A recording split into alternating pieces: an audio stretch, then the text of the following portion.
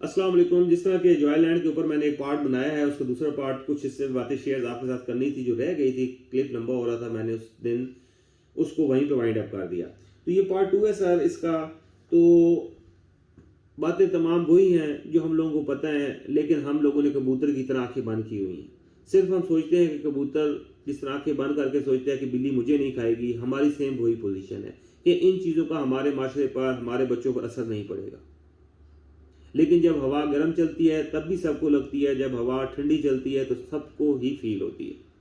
اگر آج ہم نے اس کے متعلق نہ بولا، اگر ہم نے اس کے متعلق آواز نہ اٹھائی، تو تمام ویڈیو کی طرح اس ویڈیو میں بھی یہی پیغام دوں گا کہ ہماری آنے والی نسلیں ہمیں کبھی بھی معاف نہیں کریں گی. وہ ہمارا گریبان ضرور پکڑیں گی. اور انہوں نے صرف یہی سوال کرنا ہے کہ ہم بچے تھے، آپ کو تو پتہ تھا ہمارے معاشرے میں کیا ہو رہا ہے، ہمارے ملک کو کس طرف لے کے جایا جا رہا ہے. میں حیران ہو رہا ہوں کہ اتنی بڑی انویسٹمنٹ اس کے اندر پاکستانی انویسٹر کیوں نہیں. یہ ساری بیرون ممالک کی انویسٹمنٹ کر کے اس مووی کو پاکستان کے لیے بنانے کا مقصد کیا ہے؟ تو یہ غور و فکر کرو میرے بھائیوں، غور و فکر کرو میرے نوجوانوں. اگر آج ہم نہ جاگے تو شاید آنے والے وقتوں میں ہمیں اپنے آپ کو مسلمان کہتے ہوئے بھی شرم آئے گی. کہاں گئے ہیں ہمارے علماء دین، کہاں گئے ہیں ہمارے بڑے بڑے جنہوں نے جماعتیں بنائی ہوئی ہیں؟ انہوں نے کیوں نہیں آج تک اس بات پہ آواز اٹھائی؟ کیوں نہیں ہمیں پتہ چلا کہ اتنے گندے موضوع کے اوپر مووی بنا دی گئی ہے، مووی بن رہی ہے، پاکستان کے ایکٹرز ہائر کر لیے گئے ہیں. میں یہ نہیں کہتا کہ خواجہ سراؤں کو زندگی گزارنے کا حق نہیں ہے.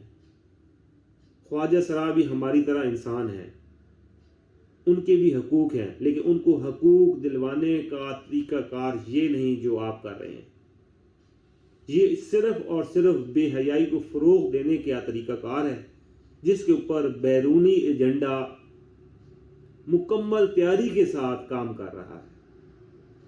یہ ایک ایسا خاموش ہتھیار ہے جو ہمیں فیل بھی نہیں ہو رہا اور ہمیں اندر اندر سے ڈیمیج کر چکا ہے.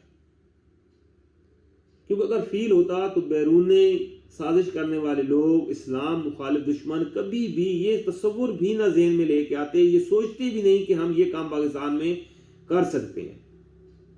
انہوں نے پاکستان میں یہ کام کیا نہیں بلکہ پوری دنیا کے میڈیا کے اوپر اپ ڈیٹ بھی کر دیا کہ پاکستان کے سینسر بورڈ نے اس کو سرٹیفکیٹ جاری کر دیا ہے اور اجازت دے دی گئی ہے. کل جیو چینل کے اوپر خبر چلائی گئی کہ جی ایک ہم نے کمیٹی بنا دی ہے جس کے اندر اتنے وزیر اور اتنے میڈیا والے اور وہ جو اس کا جائزہ لیں گے. یار کس چیز کا جائزہ لینا ہے؟ قرآن کی آیت کی کھلم کھلا وہ نافرمانی کر رہے ہیں اور آپ نے کس چیز کا جائزہ لینا ہے؟ یا پھر ہم مسلمان ہی نہیں ہیں؟ یا ہم نے کبھی زندگی میں قرآن کو پڑھا ہی نہیں ہے؟ جب قرآن میں ایک چیز واضح کلیئر کر دی گئی ہے کہ وہ غلط ہے، اس میں اسلام کی اجازت نہیں ہے.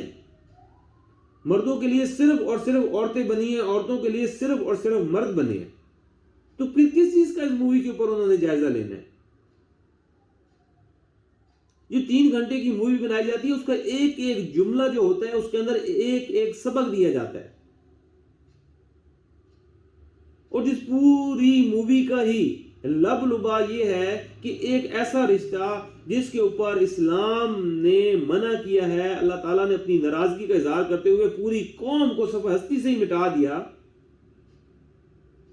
اس کے اوپر آپ نے تحقیق کرنی ہے، اس ٹاپک کے اوپر آپ نے تحقیق کرنی ہے کہ آیا یہ ویڈیو چلنی چاہیے یا نہیں چلنی چاہیے، یا کیا اس کے اندر بری چیزیں، اس میں اچھی چیزیں کیا ہیں، اس موضوع میں اچھی چیزیں کیا ہیں.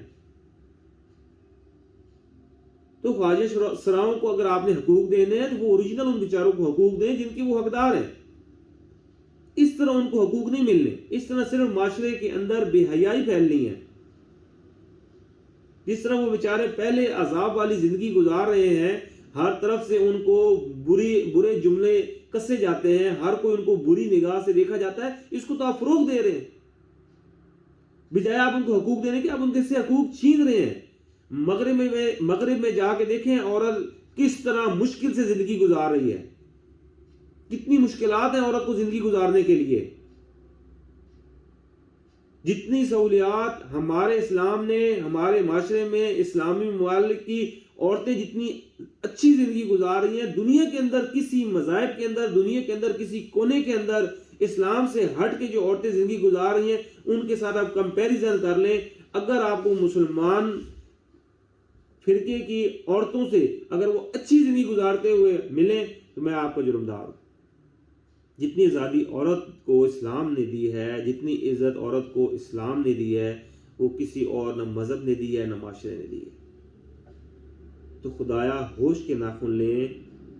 یہ جو بیرونی سازشوں کے تحت یہ جو بیرونی طاقتیں ہیں جن کی نظر میں ہمیشہ اسلام چپتا ہے، وہ کھلم کھلا اب ہمارے سامنے آ گئے ہیں اور ہم اتنے بے حس ہو گئے ہیں کہ ہم ان کے خلاف آواز بھی نہیں اٹھا سکتے. ہمیں بھی چاہیے ہم بھی مل کے اسی ہتھیار کو استعمال کریں. جو ہتھیار وہ ہمارے اوپر استعمال کر رہے ہیں اسی ہتھیار کو استعمال کرتے ہوئے ہم اس کے برعکس مووی بنائیں. خواجہ سراپی مووی بننی چاہیے لیکن اس انداز کی نہیں بننی چاہیے جس میں بجائے ان کو سہولیات دینے کے ان کے لیے اور پریشانیاں آپ کریٹ کر رہے ہیں. اتنی بڑی آپ نے انویسٹمنٹ کر کے یہ مووی بنائی ہے جس کو پاکستان میں انشاءاللہ نہیں چلنے دیا جائے گا. اگر یہی انویسٹمنٹ کر کے آپ ان کی کوئی طریقے دکھاتے، زندگی گزارنے کے طریقے دکھاتے، ان کے حقوق اجاگر کرتے، ان کو اچھی زندگی گزارنے کے طریقے سکھلائے جاتے تو میرے خیال تک ان کو زیادہ فائدہ ہوتا. بجائے کہ یہ بے حیائی والی پیسوں کے لالچ میں آپ لوگوں نے اپنے ضمیر بیچ کے جو ایکٹنگ کی ہے اور جو ویڈیو بنائی ہے، انشاءاللہ نہ یہ چلے گی، نہ اس کو مسلمان پسند کریں گے، نہ پاکستانی لوگ اتنے بے ضمیر ہو گئے ہیں کہ وہ اپنی انٹرٹینمنٹ کے لیے اپنی نوجوان نسل کو تباہ کر دیں. مجھے امید ہے میرا یہ ٹاپک، میری گفتگو آپ کو پسند آئی ہوگی. ویڈیو کو بنانے کا مقصد کسی کی دل آزاری کرنا نہیں تھا. میری کوئی بات بھی کسی بہن بھائی کو بری لگی ہو تو میں معذرت کروں گا، اور اپنے ایکٹرز، اپنے ڈائریکٹرز، اپنے کیمرہ مین یا جو مسلمان پاکستانی اس مووی کے اندر جنہوں نے بھی کام کیا ہے ان سے ریکویسٹ کروں گا، خدایا کبھی اللہ کے حضور بھی ہم نے پیش ہونا ہے اور وہاں پہ بھی ہر چیز کا جواب دینا ہے. دعاؤں میں یاد رکھنا. ملتے ہیں انشاءاللہ نیکسٹ ٹاپک کے ساتھ. السلام علیکم.